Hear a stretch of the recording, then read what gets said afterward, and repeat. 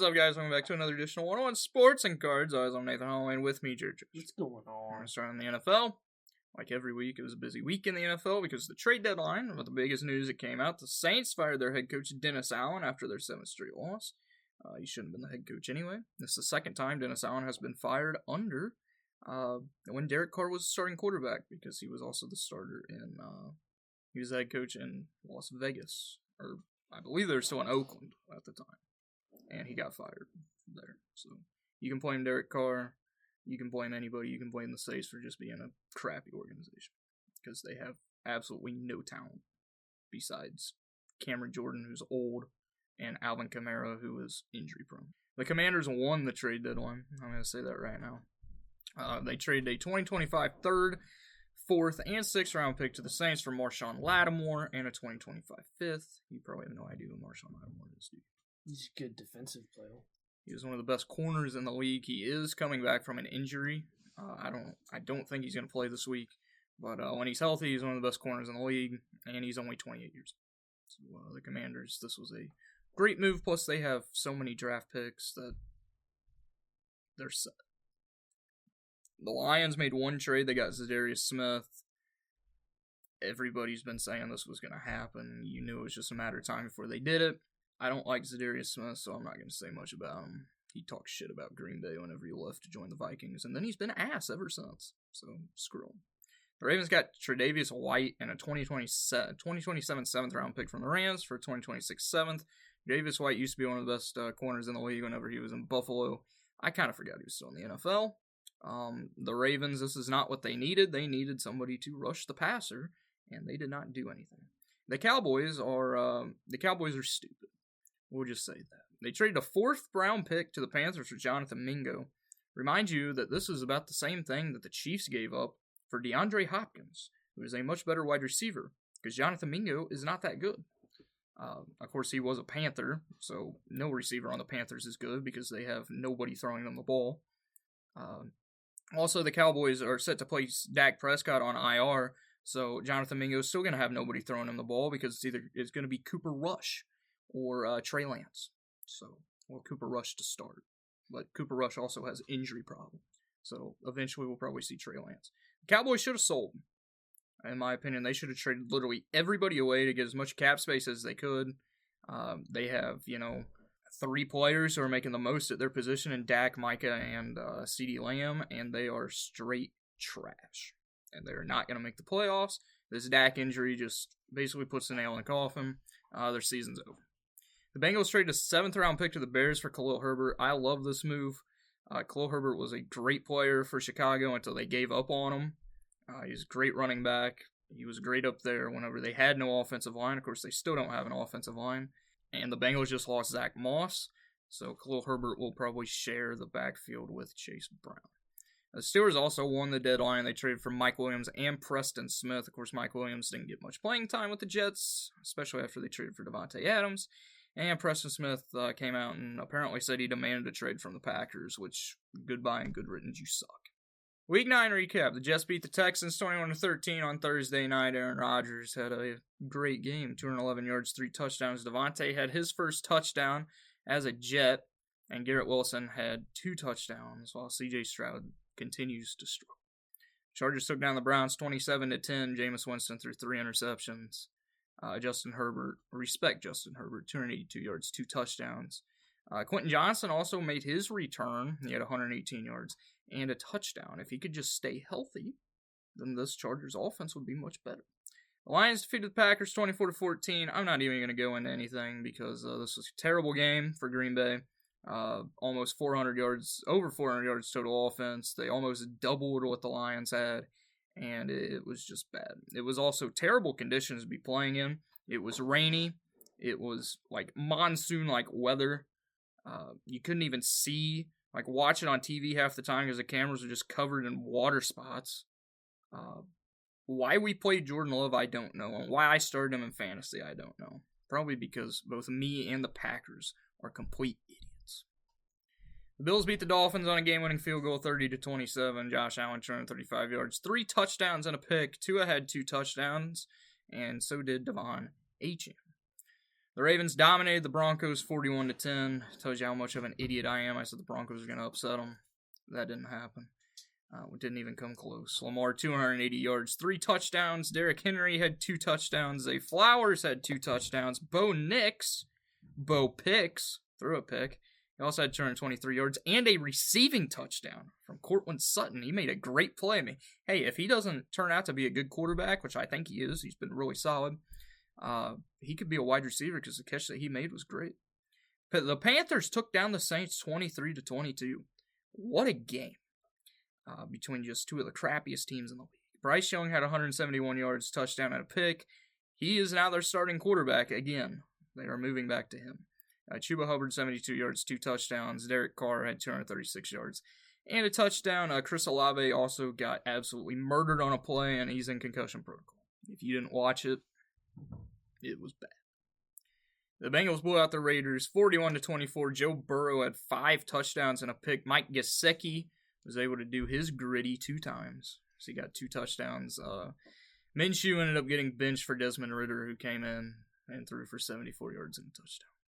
The Commanders escaped the Giants 27-22. Jaden Daniels, 209 yards, 2 touchdowns. Daniel Jones had 2 passing touchdowns and a rushing touchdown. The Falcons dominated the Cowboys 27-21. It was not anywhere close to what the score said it was. Kirko Chains, 222 yards, 3 touchdowns. Dak, 103 yards and a touchdown before he got hurt. Cooper Rush came in, threw a touchdown, and Rico Dowdle had a juggling receiving touchdown. The Titans took down the Patriots in overtime 20-17. Mason Rudolph, 240 yards, 2 touchdowns and a pick. Drake May had a touchdown and 2 interceptions. He also led them in rushing yards with 95. If he could figure out how to not turn the ball over, Drake May is going to be a great quarterback. And also the Patriots are actually competitive with him at quarterback instead of Jacoby Brissett. The Cardinals dominated the Bears 29-9. James Conner was the big player in this, had 107 yards. Caleb Williams struggled again with 217 yards. The 2 backup running backs for the Cardinals scored touchdowns. James Conner did not. The Eagles outlasted the Jaguars 28-23. Jalen Hurts, 230 yards, 2 touchdowns. He also had a rushing touchdown. Saquon was the big player in this, 159 yards, touchdown, and also pulled off an incredible backwards hurdle, which I've never seen, and just the amount of athleticism that takes.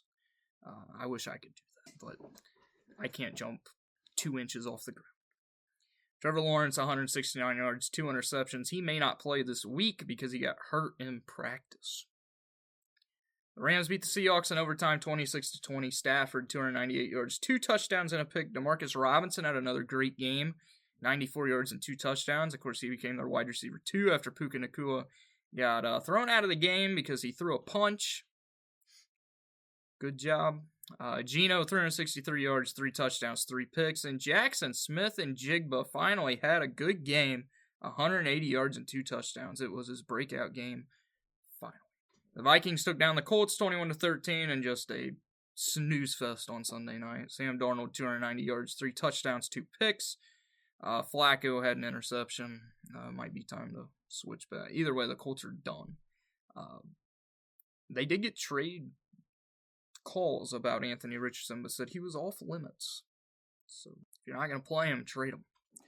Chiefs took down the Bucs in overtime on Monday night. It was a great game, 30-24. The Chiefs are still undefeated. Mahomes, 291 yards, 3 touchdowns. Kareem Hunt had the game-winning touchdown in overtime. DeAndre Hopkins had 2 touchdowns. Baker threw for 2 touchdowns, and Cade Otton continues to be a great tight end, 77 yards and a touchdown. The Bucs should have went for 2 at the end of the game, did not send it to overtime. But because the coin flip always goes in the Chiefs' favor. I felt like this should have been intentional grounding in the 4th quarter. One of the last plays. It was when Mahomes threw with his left hand. He just threw it out of bounds. There wasn't a receiver within like 15 yards. Should have been intentional grounding, but I didn't watch it. I was on my way home from work. Yeah. So. To me, it looked like intentional grounding, but we're not going to call it. Week 10 preview. Thursday night, a great matchup. It was probably the best Thursday night we're going to have all year, besides Thanksgiving.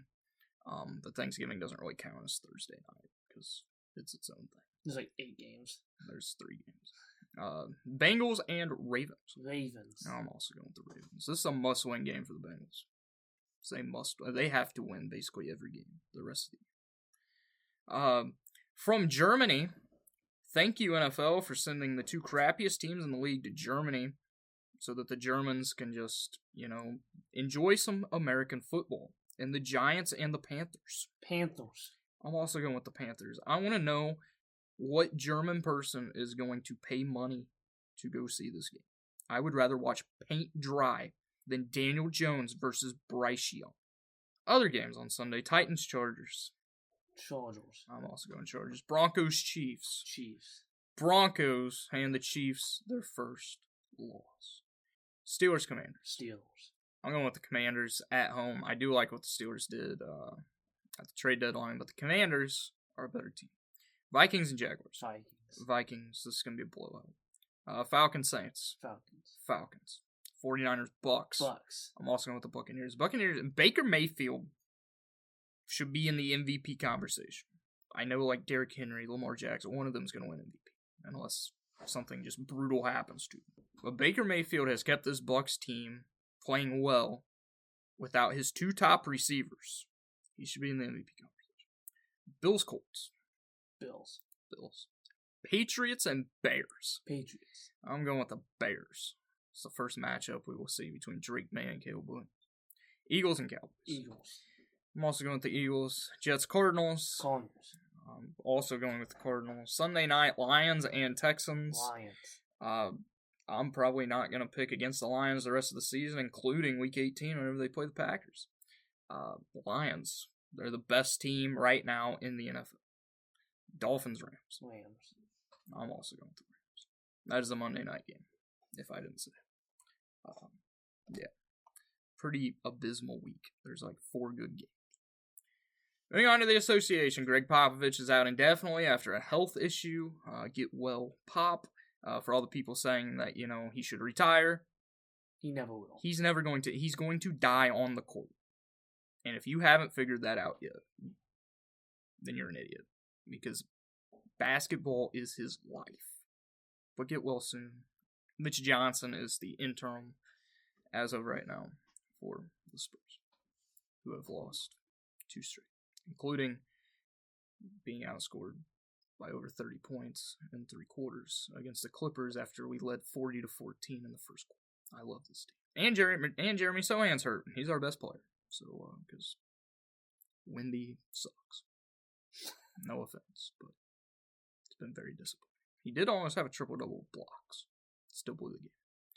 Paul George had 15 points in his 76ers debut. You will know by the time you listen to this on whether or not he beats the Clippers in his return to LA and what actually happens. I expect him to get booed. Yeah.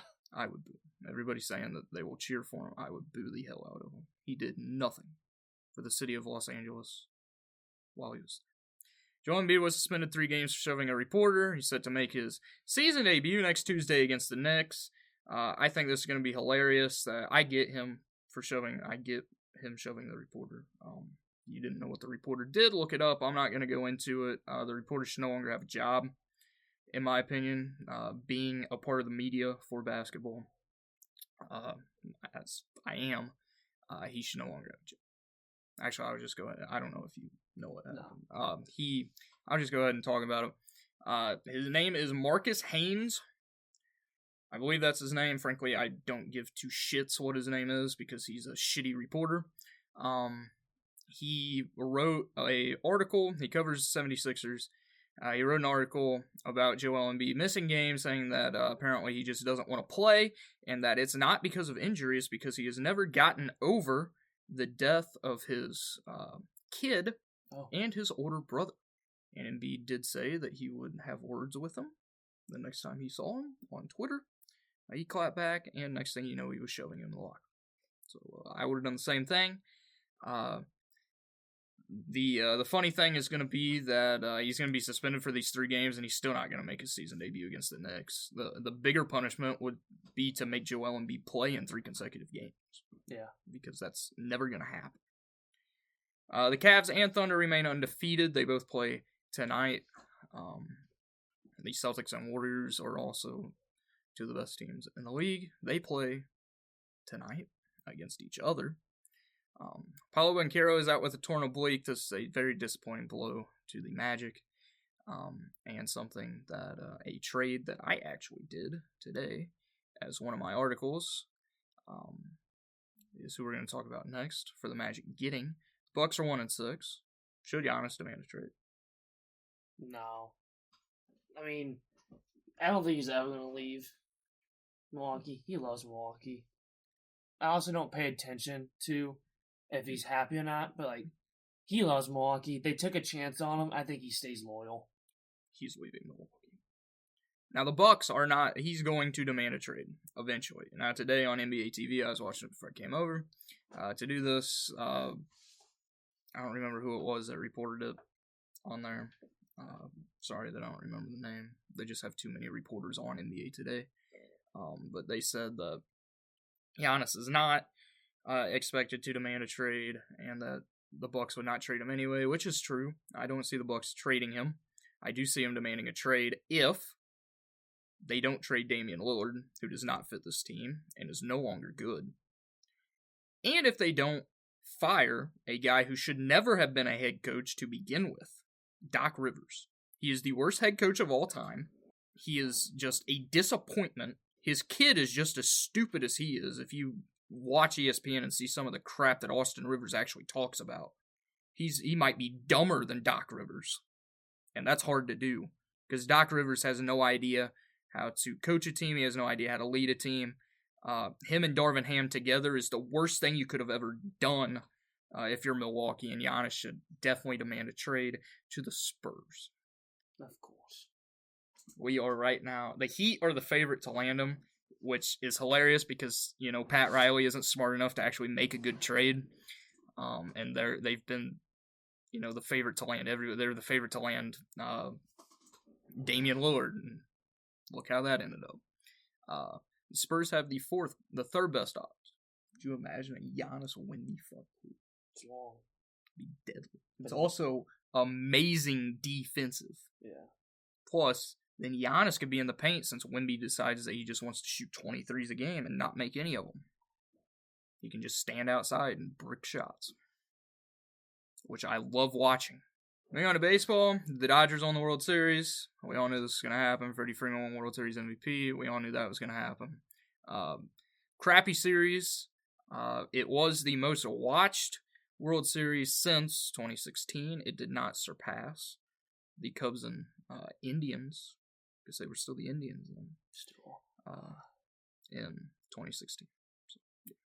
The Braves made one of the worst World Series I've ever watched. Every game was a blowout. It was terrible. The Braves made the first move of the offseason. They traded Jorge Soler to the Angels for Griffin Canning.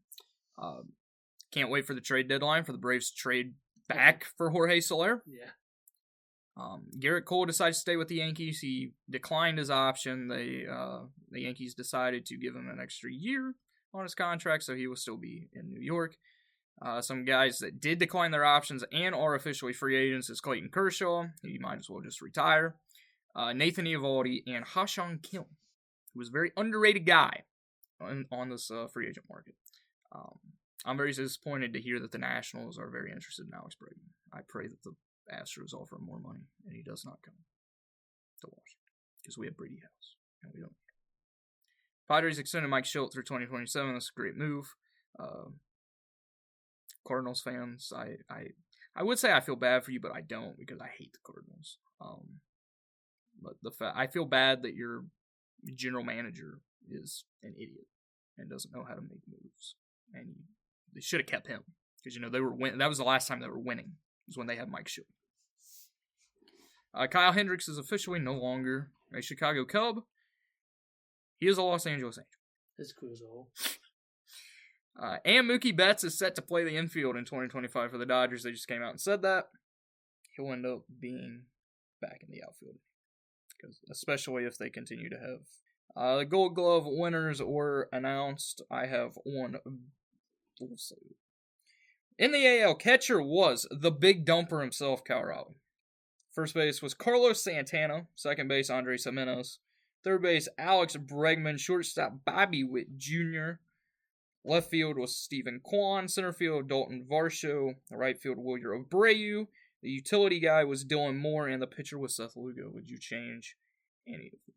No. Stephen Kwan deserves a plaque. Yeah. NL catcher is Patrick Bailey.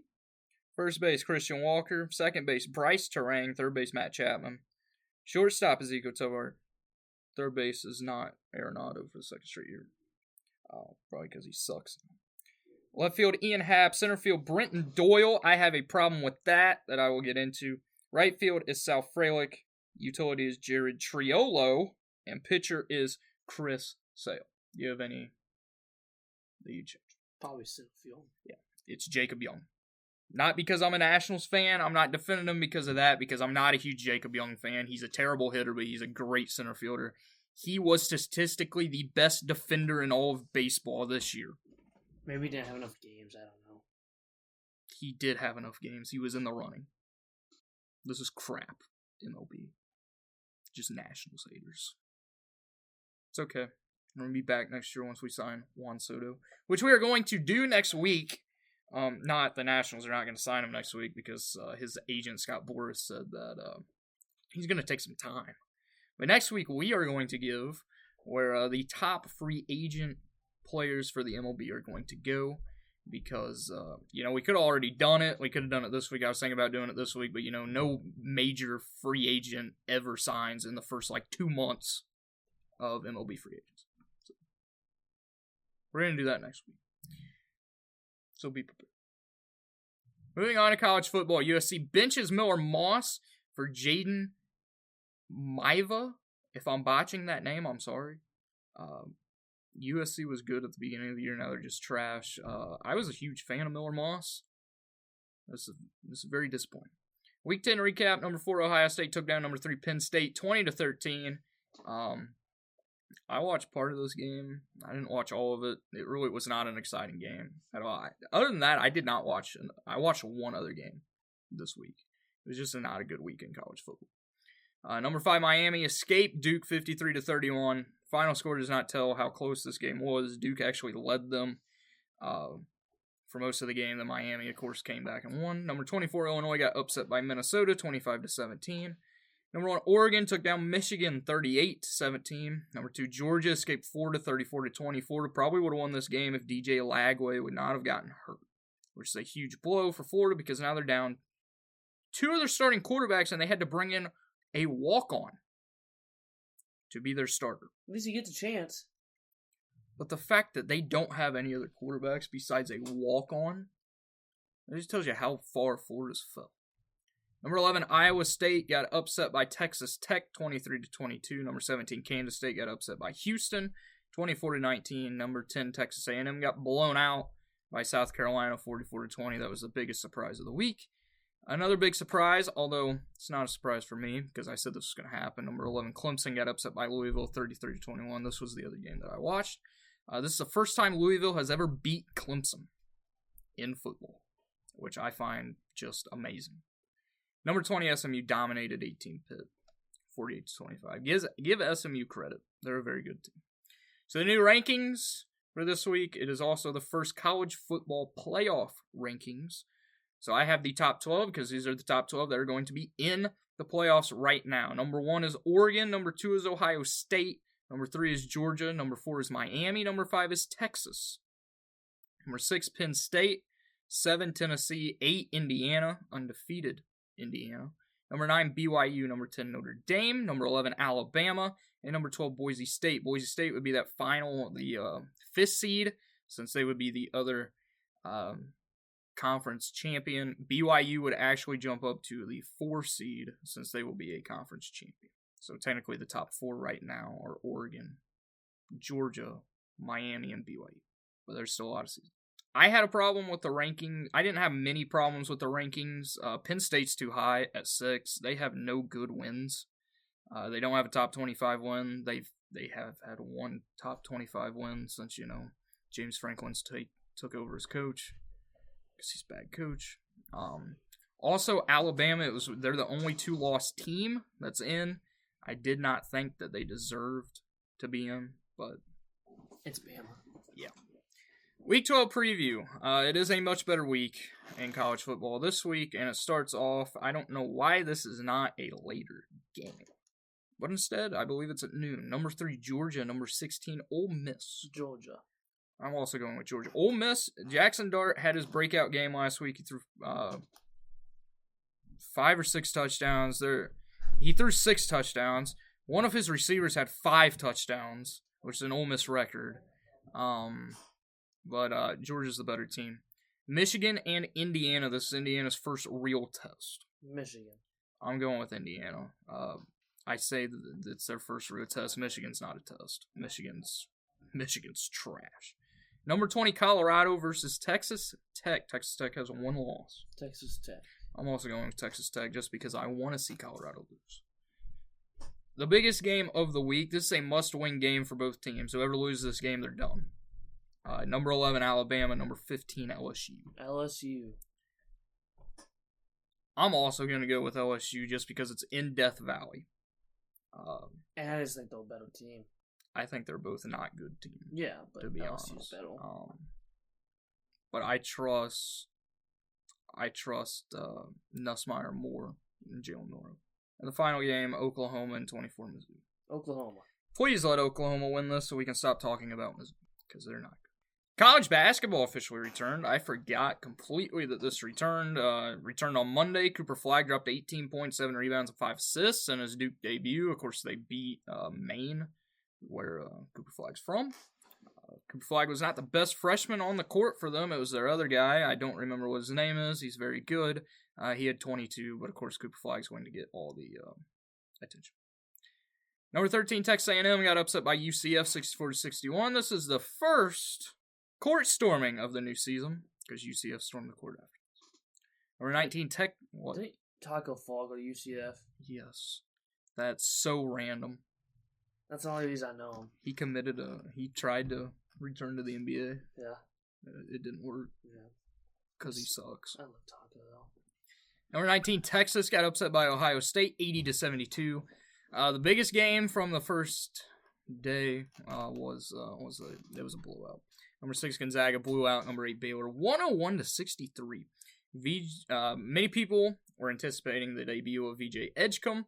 He's projected to be a top 5 pick. He's a freshman at Baylor. He struggled. He only had 4 points, shot 2 of 11 from the field. He did, in garbage time, I don't know why he was still in the game, dunk on Gonzaga head coach Mark Few's son.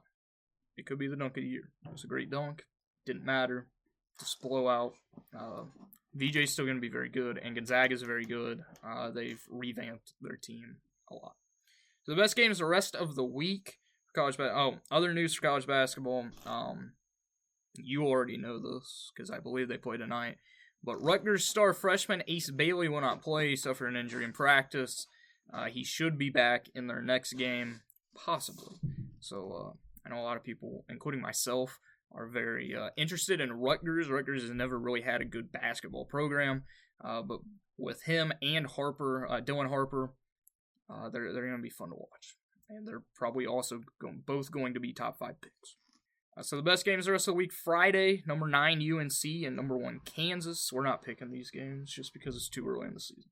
I don't know who's on any of these teams. Yeah, I don't either, because I didn't pay too much attention. I know the big freshmen, and then I know Kansas has Hunter Dickinson, because he's in like his 20th year of eligibility. I didn't even know college basketball was back on. I didn't either. I did not know. I thought it was still. They had like 1 week of preseason, and then that's it. So UNC Kansas Friday, number 8 Baylor versus number 16 Arkansas is Saturday. Also Saturday is number 11 Auburn and number 4 Houston. And then next Tuesday is the Champions Classic. It will be Michigan State and number 1 Kansas. And the first real test for both Duke and new Kentucky head coach. Don't remember what his name is. Doesn't Kentucky have a couple good guys? Yeah. Well, they did last year at least. They still do. Okay. It's Kentucky. But their new coach, since John Calipari is now in Arkansas, it'll be his first true test next Tuesday, Duke and Kentucky. So, yeah. For anybody interested in SIUE, they play number 17 Indiana tonight. So look at that score whenever you listen to this because I guarantee you they get blown out by 70. They play Indiana? Yeah, Indiana is number 17. It's away though. I was really hoping it would be home. I would go watch it. I would too because I would love to see them get blown out. Do they play anybody good besides Indiana now? Yeah, they play Illinois their next game, but it's also away. All the home games are trash, and it sucks because I want to see SIUE just get the shit beat out of them. Because screw SIUE. Moving on to other sports. Ryan Blaney won at Martinsville. This was very overshadowed by the end of the race. Are we going to give our thoughts about the end of the race? Yes. Okay. But before that, there were penalties. Lots. For violating the code of conduct, Ross Chastain, Austin Dillon, and Bubba Wallace's crew chief and spotter were all suspended for Phoenix. I believe all of them, besides Bubba, are challenging the... I don't remember what the word is. Challenging the penalty. Vetoing it. Basically, like that. yeah. Which is very stupid for them. Because for one, this is the last race of the season, which means that either way, they're gonna get penalized And because it's they're not gonna win their case against NASCAR because NASCAR doesn't give two craps anymore. They also have transcripts of them saying, Yeah, and also why would you challenge this penalty? Because since it's the last race, this is going to transfer over to the Daytona 500. Yeah. So you're not going to have your crew chief and spotter at the most important race of the season. Yeah. So this is not a good look. You can go ahead and give your thoughts. About everything that happened? Yeah. I think both Byron and Bell should be penalized, which would put Kyle Lawson in. But they only did one.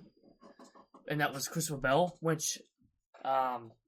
if he wouldn't have accelerated off on the wall, I think it would have been fine. But that's what they said. He accelerated against the wall, and he did. You can get in the in-call cam, he did accelerate along the wall. Which you can't do, and they But I'm also going to note in on that. He did not do it like Chastain did. He drove in really hard, and he got loose getting into it. And let me tell you about race calls, alright? Once you get in the wall, it's hard to get off. It sucks you in. Especially when the track has no banking. It has banking, but it's nothing at all.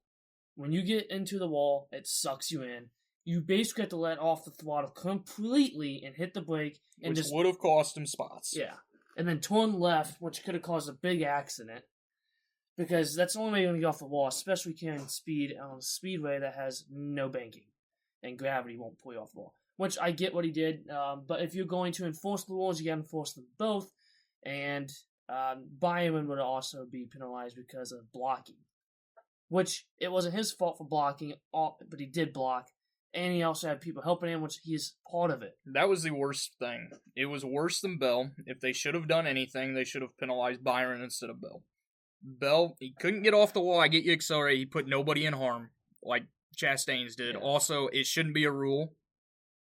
You can't do the Hail Melon like Chastain did a few years ago. It should not be a rule. Just let them race. Who cares? NASCAR just has too many stupid rules because they're just a shitty sport right now. It's their call. It's their body. They want to go through it. Lawson should be in. Byron had Chastain and Dillon block for him for the last 16 laps. Yeah. Byron, he did not have a good car at the end. He had a great car at the beginning. At the end, it was terrible. And you could also hear the in-car radio saying to both of them that what Byron needed. They knew they had to block. I agree they both should have been penalized, and Larson should be in. Also, the four that got eliminated would be a much better championship four than what we have. Because the championship four is Joey Logano, Ryan Blaney, Tyler Reddick, and William Byron. Logano's looking for his third championship. Blaney's looking for his second straight. Reddick and Byron are looking for their first. So Phoenix is this weekend. Who wins the race and who wins the championship? Well, I said Byron's going to win the championship again, Neil, so I'm going to stick with Billy and Byron for the championship. I picked Bell. He didn't get in because NASCAR sucks. Also, we need to change the playoff system. I love what Kevin Harvick said on his podcast, Happy Hour, yesterday. Before I give my pick, I'm going to do this. He said that the playoff system it's flawed. Yeah. But it is entertaining to watch. It is. It's drama. But if you want to change something, like he said, which a lot of people, there was people that agreed with him, there's people that didn't. I like what he said. The regular season championship means nothing besides the points. He said, give them an automatic bid into Phoenix. Yeah, it gives you something to do. Because if you win the regular season points, there's no way you should be eliminated in the first round. Yeah. Which has happened in the past. Give them an automatic bid to the championship. He said that, second place, automatic bid to the round of 8. Yeah. Third in the regular season championship, you get an automatic bid in the round of 12. It's exceeding. You get a free buys. And then the rest would be... That would make the regular season much better because you wouldn't have the people that, they've won a race and so they just go out and... Sandbag the whole time. Yeah. You'd actually have, crew chiefs making calls to actually win be up there and win because you see some of them and they just take stupid risks because they're like, oh, we have a win. It doesn't matter what happens to us. You won't see that if you have an automatic bid at a championship. Yeah. That would make the regular season better. It would also make the playoffs better because, yes, the regular season champion, Reddick, did get in. If Kyle Larson would have raced at Charlotte, he would have won the regular season championship, and he's not in to the champ. So my Phoenix winner, you have to win the race for Phoenix. They give the championship guys better stuff at Phoenix. Yeah. You can't deny it. It seems like every year the top four in the... Last year was the only year that the championship winner did not win the race because Ross Chastain won the race last year, and then Blaney finished second, won the championship. I am going with Reddick. I think Reddick. This would also be the biggest slap in the face to NASCAR if you have a guy whose team is suing you. Wins the championship, and it would be great to see. Also, I don't want to see Logano and Blaney win. I like Ryan Blaney. He's turned into a major crybaby. During this playoffs. And I also didn't like the move he was pulling at Martinsville. I loved when Kyle Larson clapped back at him in the next corner and drove him up the wall. I really wish Kyle Larson would put him in the wall. I know they're friends, but there's no friends when you're racing for a playoff spot. I would also like to see Byron. Byron's one of my favorite drivers since he was in the Truck Series. He's a really nice guy. Just a cool guy. Yeah. But I picked Byron to win the championship, so I gotta stick with him. I'm going with Reddick. But the winner of the race will be Kyle Larson. He's gonna get revenge. He's good at Phoenix. He's good at freaking every track. What track does he suck at? None. He's good at every track he goes to. Super speeds. That's true. Daytona and Talladega sucks. Yeah. Everybody sucks there, though. Yeah. Besides Michael McDowell. And Brian Kozlowski, who's washed. And Logano. So the Xfinity, we're going to go through all of our championship picks. The Xfinity Championship 4 is Cole Custer after he got slapped in the face. If you want to... They said that it was a punch. It was not a punch. It was an open hand slap. He also clapped back, and it was hilarious, saying that he didn't even know if he actually made contact with him because his punch it was so soft. Yeah. Custer, Allgaier, Austin Hill, and AJ Allmendinger. All of them are looking for their first championship besides Custer. Yeah. Who won last year? Austin Hill wins. I don't like him, but he is the best driver in the Xfinity. I'm going with Cole Custer. Cole Custer is the best driver in Xfinity. Austin Hill sucks. I hate Austin Hill. I've hated him since he was in trucks. He's a dickhead person to meet. He's a dick. He's also a dick on the track. He's not a good driver, except when it comes to super speedways. He finally got his first career regular oval win the other day. Congratulations. But screw you. I like to see Allgaier because I would like to see Allgaier just because he's been in the sport for so long, and he's just an underrated guy. He's also a really nice guy. I really wish he'd get an actually good opportunity in Cup because he got an opportunity in Cup like 5 years ago, but it was with some crap team. Yeah, he's a good driver. I'm going with Custer. He's also good in modifieds. The trucks, nobody really cares about the Truck Series because it's gonna be Corey Heim. It's a terrible series now. Grant Enfinger, Christian Eckes, Corey Heim, or Ty Majeski. Corey Heim. Corey Heim is the best NASCAR truck driver out there. I'm going with Eckes. Frankly, I don't care who wins. I like all of them. They're all nice. Infinger deserved to win it last year. Yeah. So it would be nice to see him win. Frankly, I don't care. I probably won't watch the truck race. Phoenix sucks. I haven't watched. I watched the end of last week's truck race because it was the only thing on Friday night. But other than that, I have not watched one race. So And Phoenix sucks too. that's a fact. We need to Bring Homestead back. Yeah. What they need to do for the championship. What I think. Don't say Daytona. No. They should go back to where consistency is the key factor. Because if you have one bad stretch, or anybody can have one good stretch of 3 good races, you can win the championship because of that. I think you saw that in the round of 8 because the 4 guys below the cut line after the first race at Las Vegas all were basically must-win situations besides Larson, who was above but then had a poor Homestead race because he spun out. Yeah. But they should, if you want to keep the chase, take the top 12 drivers or 10 drivers from the regular season points, have 12 races, and the most consistent one wins the championship again. 10 races. Whatever it was. There's always 10 races. That's the way it should be. And don't do the stupid Jeff Gordon rule where you add the 13th driver. Yeah. Because that was the stupidest thing they ever did. And then after that, they changed to this just terrible playoffs. I'd like them to go back to that. I also like what Kevin Harvick said. Either way, they have to change.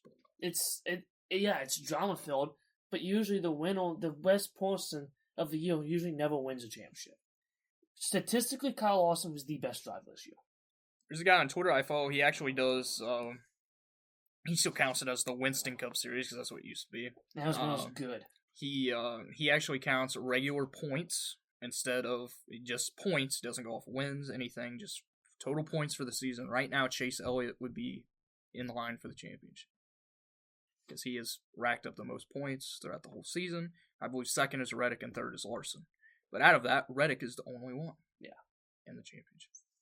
For F1, Max Verstappen, he started 17th.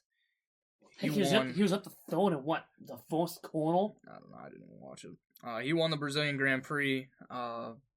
This is the second lowest starting spot he's ever won from, I believe.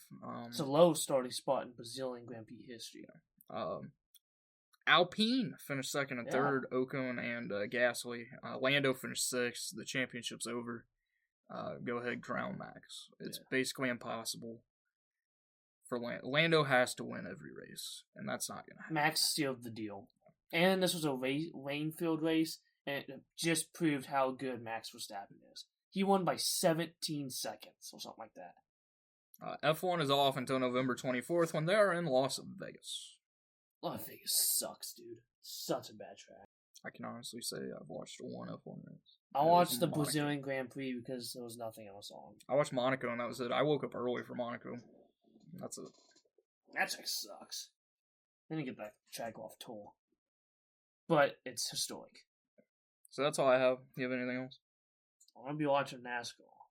Even though Phoenix sucks, but... Enjoy. That's the best thing that's happening this weekend, especially Sunday with the very bad schedule of NFL games. Plus the Packers have a bye week, so screw the NFL this week. My fantasy team blows, so I don't really care anymore. So I'll be watching NASCAR. Enjoy NASCAR. Enjoy college football. Some big games on Saturday. Enjoy the NFL. NBA. Of course, I'll always be watching the NBA. And enjoy college basketball since it's back. Although I don't think anybody knew college basketball was back. Nobody said anything. I don't watch college basketball until March Madness. I watch college, but I won't watch it probably until I'll watch the big games next Tuesday while I'm at work. Because screw Target.